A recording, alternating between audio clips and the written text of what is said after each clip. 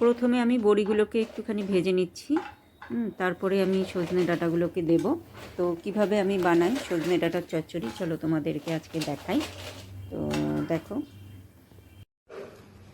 বেগুন পোড়া, তো কার কার ভাল লাগে বেগুন পোড়া। গুড মর্নিং সবাইকে। তো এই দেখো, আমি এখানে এখন বেগুন পোড়াচ্ছি। তো এটা দিয়ে একটুখানি ভর্তার মতো করব, ওটা দিয়ে ব্রেকফাস্ট দিব আমার কর্তাকে। তো দেখি বেগুনটা পোড়ানো হয়ে যাক, কার কার ভালো লাগে তোমরা আমাকে কমেন্টে জানাও। বেগুন ভর্তা বা বেগুন পোড়ার মাখা যে হয়।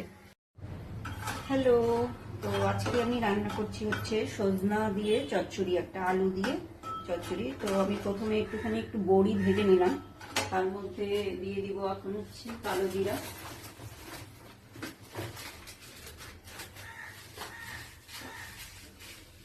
একটু কালো জিরা ফোড়ন দিয়ে দিব এখানে। তারপরে এখন আমি এই যে সজনা আর আলুগুলো দিয়ে দিলাম।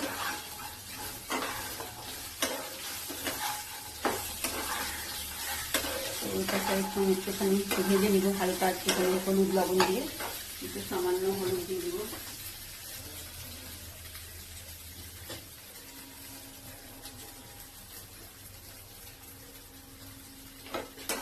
তো সজনাটা আমার একটুখানি মানে কচি কচি যেগুলো, ওটাই ভালো লাগে, বেশি মোটা মোটা হয়ে গেলে আমার আর ভালো লাগে না খেতে আর কি।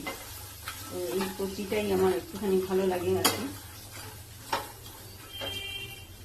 তারপরে দিয়ে দিচ্ছি লবণ,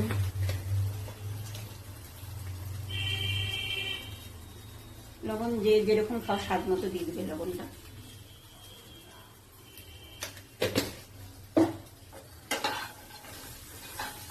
হালকা একটুখানি ভাজা ভাজা হয়ে গেল, তারপরে জল দিয়ে দিব, একটুখানি সিদ্ধ হয়ে যাবে।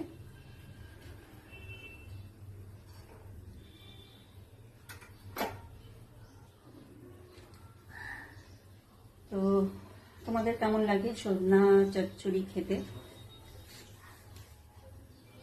আমার খুব একটা ভালো লাগে বললে ভুল হবে আর কি। তো আমার ডাঁটা জাতীয় জিনিসটা একটু ভালো লাগে না আর কি খেতে খুব একটা। সজনাটা ওই কচিটা হলে একটুখানি খাই আর কি। তবে এই সময়টায় সজনা ডাঁটাটা খাওয়াটা উচিত আর কি, মানে বলে আর কি, এতে বলে পক্সের জাম কাটে আর কি, যাদের মানে পক্স টক্স হয়, এটাতে বলে খেলে বলে ভালো আর কি সজনা ডাঁটা। তো সেই জন্যই আর কি খাওয়া আর কি, নাহলে খাই না আমি, অতটা ভালো লাগে না আর কি খেতে। তো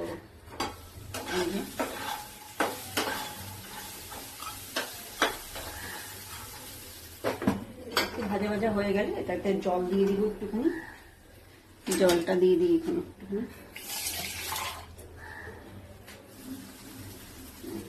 পরে দিব।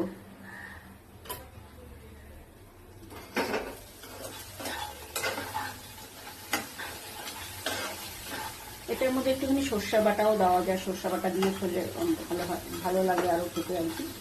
একটু রসুন ফোড়ন দিয়ে সর্ষে বাটা দিয়ে, তো আমি আজকে সর্ষে বাটাটা দিব না, এমনি প্লেন করবো একটুখানি, সর্ষে বাটাটা খেতে চায় না তাই আর কি।